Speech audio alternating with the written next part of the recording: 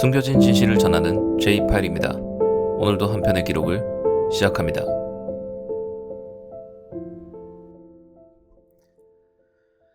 (1955년 3월 20일) 일본 도쿄의 월요일 아침. 매일 반복되던 일상인 이날, 단 몇 분 만에 붕괴되기 시작합니다. 사람들이 눈을 감싸쥐고 주저앉았고, 피를 토하며 바닥에 구토를 쏟아내는 사람들이 하나둘 늘어나기 시작했죠. 숨을 헐떡이는 소리, 비명, 그리고 역사안을 메운 정체불명의 공포.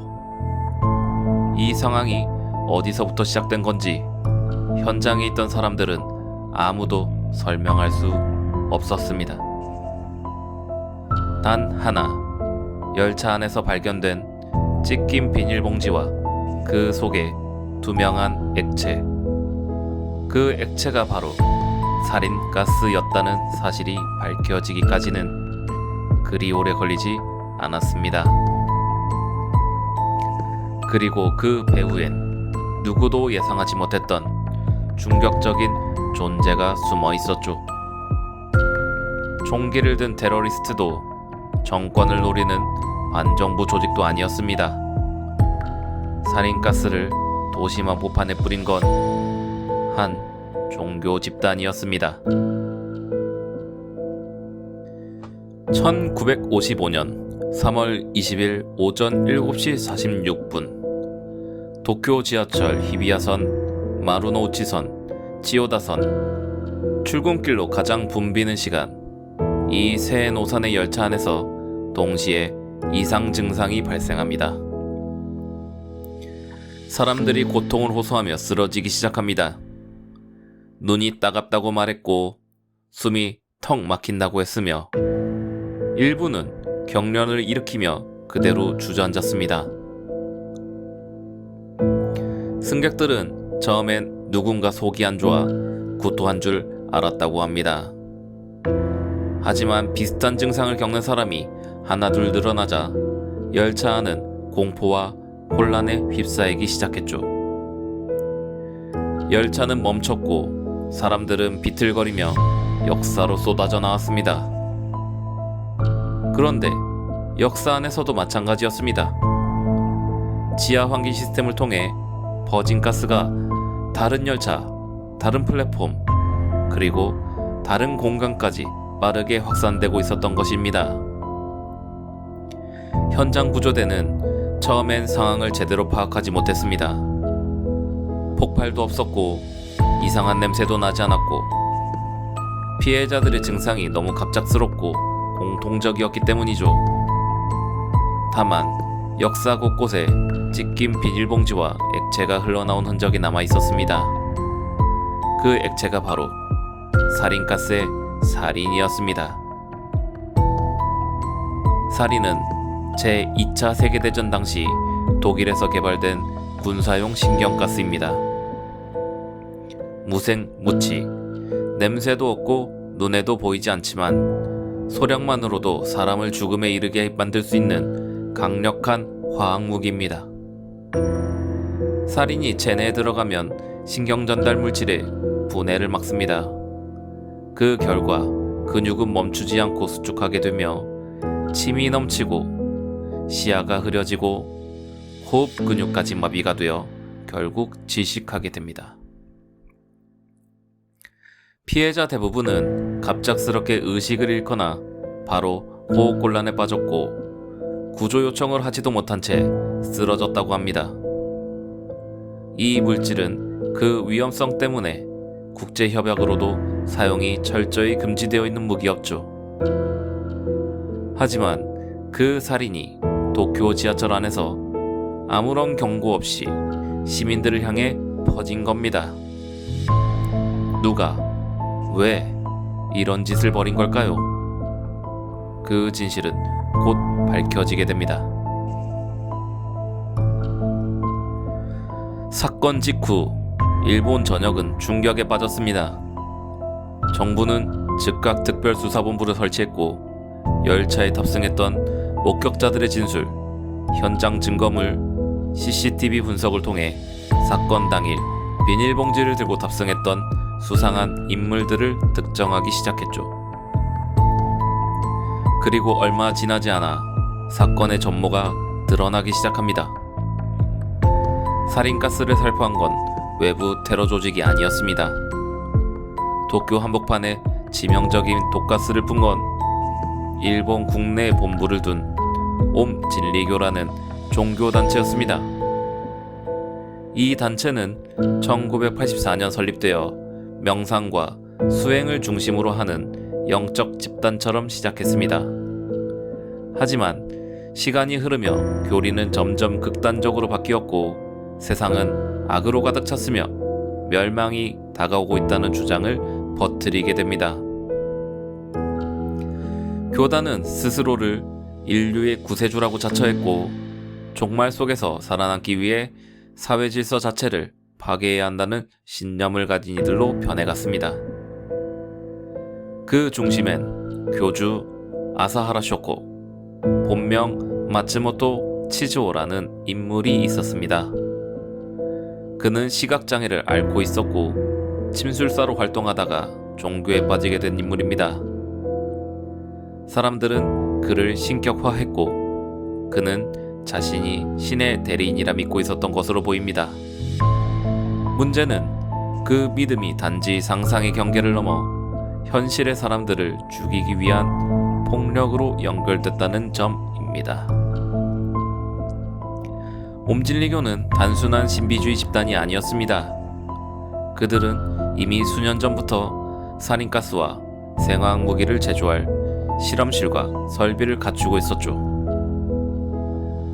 호지산 인근의 시설엔 제7사라 불리는 비밀 건물이 있었고 그 내부에는 화학약품 보관소, 실험실, 정제장비, 고문실, 그리고 감금실까지 마련돼 있었습니다.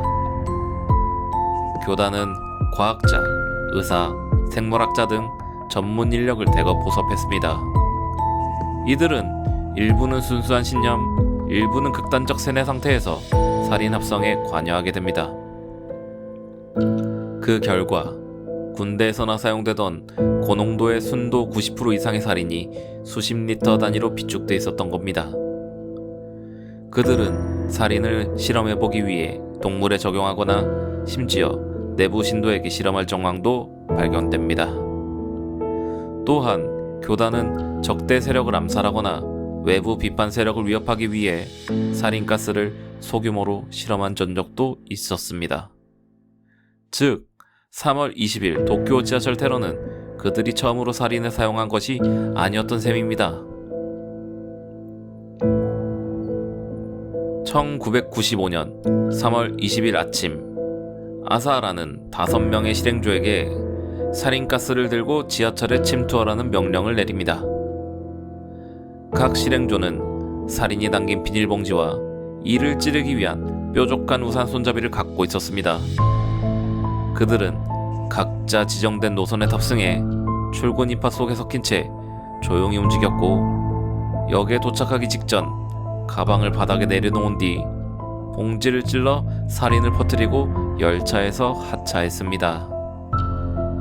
불과 몇 분 뒤 열차는 순식간에 공포로 뒤덮였고 피해자들은 구조 요청도 하지 못한 채 증상에 무방비로 노출됐습니다.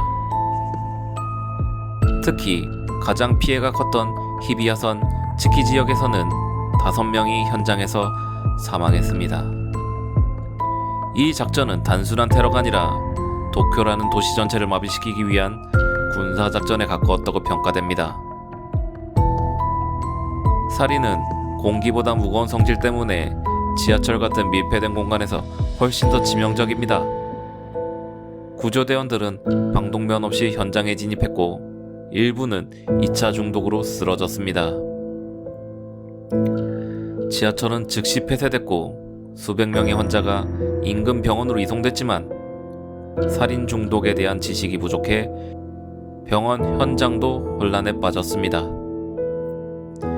당시 뉴스는 실시간으로 지하철 테러 발생, 사망자 속출, 독가스 정체 불명이라는 자막을 내보냈고 도쿄 시민들은 외출을 자제하고 도시 전체가 일종의 전시 상황처럼 마비됐습니다. 정부는 사건 발생 당일 저녁 옴질리교 본부에 대해 전면 수색에 들어갑니다. 그곳에서 살인 원액, 독극물 실험 기록, 신도 감금실, 고문 흔적, 심지어 죽은 신도의 유골까지 발견됩니다. 이제 모두가 인정하게 되죠. 이 조직은 종교가 아니라 살인을 계획하고 실행할 능력을 가진 무장 테러 집단이었다는 사실을요. 사건 발생 약 2달 뒤 경찰은 아사하라 쇼코를 체포합니다. 그는 교단 본부 지하 벙커에 숨어 있었고 체포 당시에는 아무런 저항도 하지 않았습니다. 이후 시작된 재판은 일본 역사상 가장 긴 형사재판 중 하나로 기록됩니다. 증거가 명확했고 살인가스를 활성하고 보관한 정황, 실행조에 대한 지시 내용, 신도들에게 무력을 훈련시킨 기록, 모든 것이 드러났습니다. 2004년 도쿄지방법원은 아사하라에게 사형을 선고합니다. 판결문에서는 살인이라는 금지 화학무기를 사용해 사회적 대략 살인을 자행했고 그 과정에 뉘우침조차 없다며 최고형의 필요성을 강조했습니다. 하지만 그의 사형은 즉시 집행되지 않았습니다. 이후에도 약 13년이 넘도록 수감 상태가 이어졌고 2018년 7월 6일 마침내 옴질리교 주요 간부 6명과 함께 동시 사형이 집행됩니다. 그로부터 정확히 23년이 흐른 뒤였죠.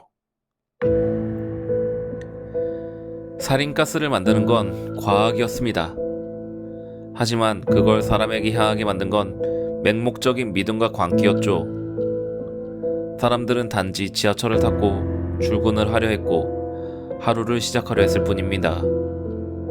하지만 누군가는 그 일상을 파괴하기 위해 오랜 시간 계획했고 준비했고 그리고 실제로 행동에 옮겼습니다.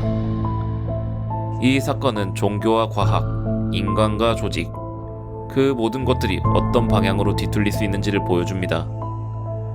우리는 잊지 않아야 합니다. 기억하는 것이 또 다른 파국을 막을 수 있는 유일한 길이니까요.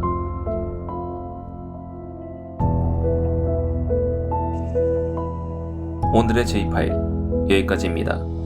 시청해주셔서 감사합니다.